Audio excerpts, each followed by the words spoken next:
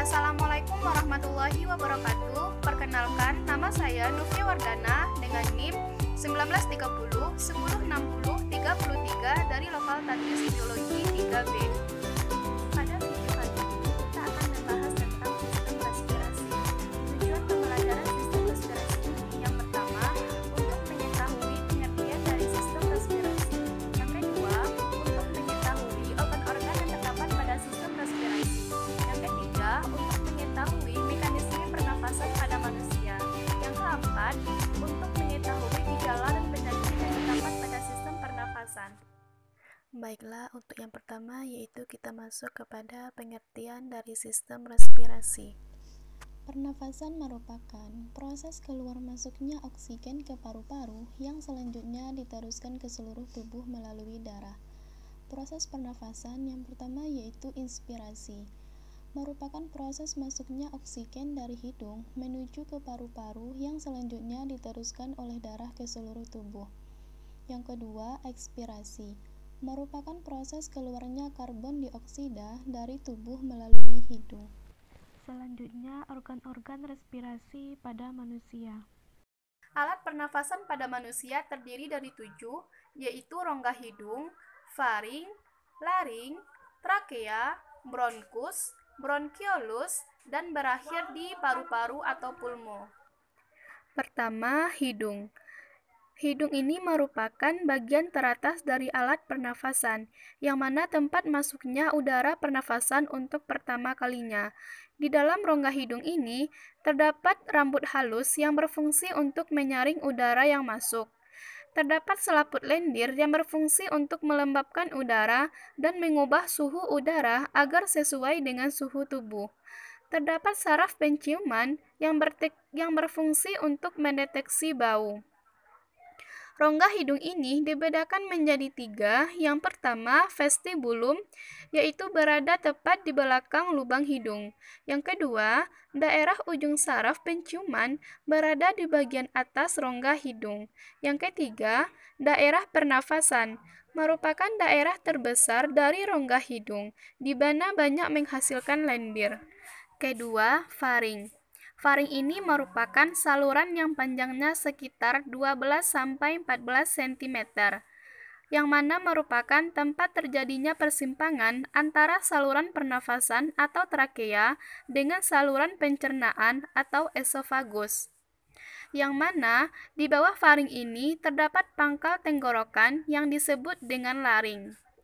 Bagian-bagian faring ini ada 3. Yang pertama, nasofaring atau daerah faring yang membuka ke arah rongga hidung.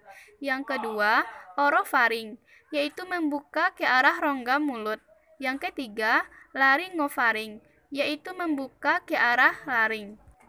Ketiga, laring. Laring merupakan struktur kompleks berbentuk kerucut terbalik yang tersusun atas 9 tulang rawan dan sejumlah besar otot yang memiliki panjang sekitar 3-4 cm. Laring ini terletak di bawah faring dan merupakan pangkal tenggorok yang mana berfungsi untuk menyalurkan udara dari faring ke trakea.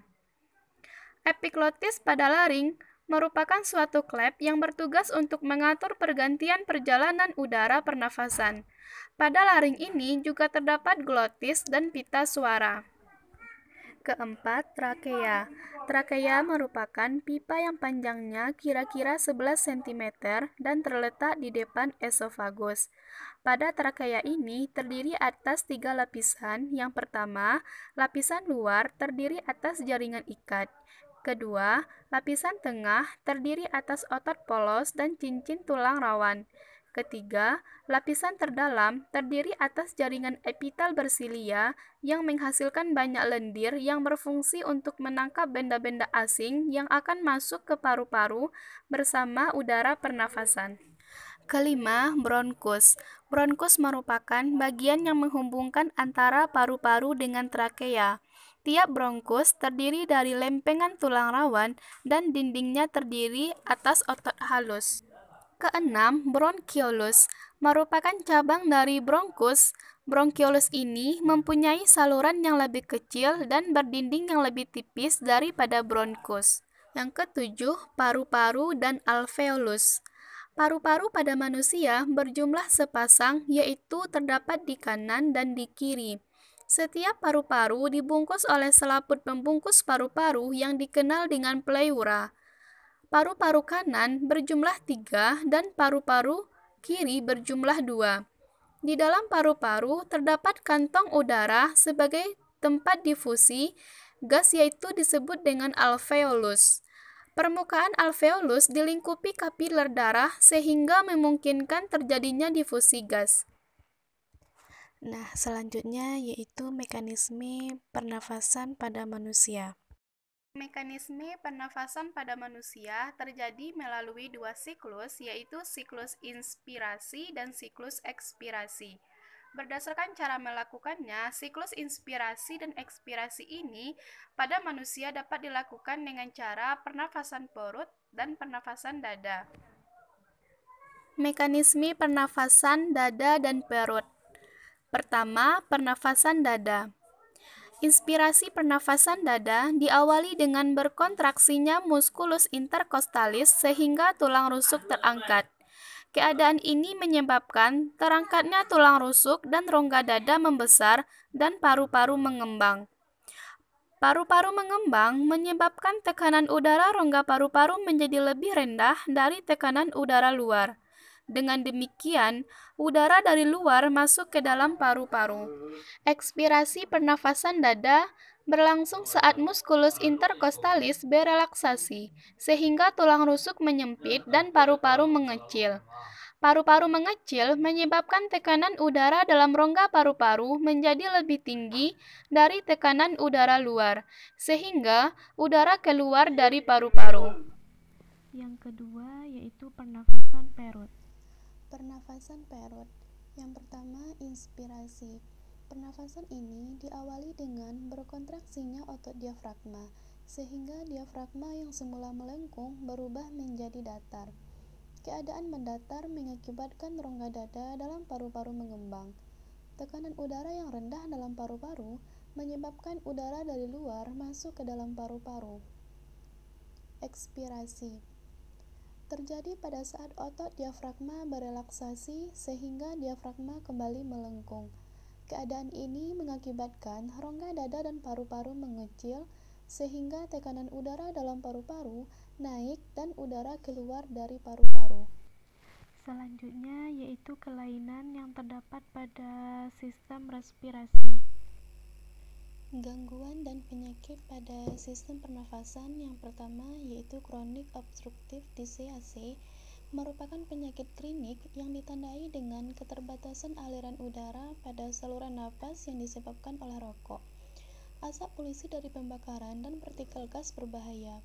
Yang kedua, emfisema. Penyakit ini merupakan rusaknya paru-paru yang ditandai dengan robeknya alveolus sehingga tempat pertukaran udara di alveolus terganggu.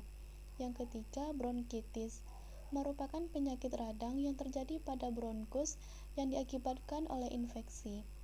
Yang keempat yaitu kanker paru-paru.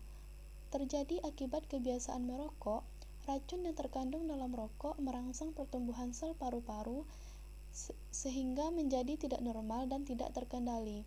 Yang kelima, pneumonia merupakan peradangan pada paru-paru yang disebabkan oleh infeksi bakteri Diplococcus pneumonia.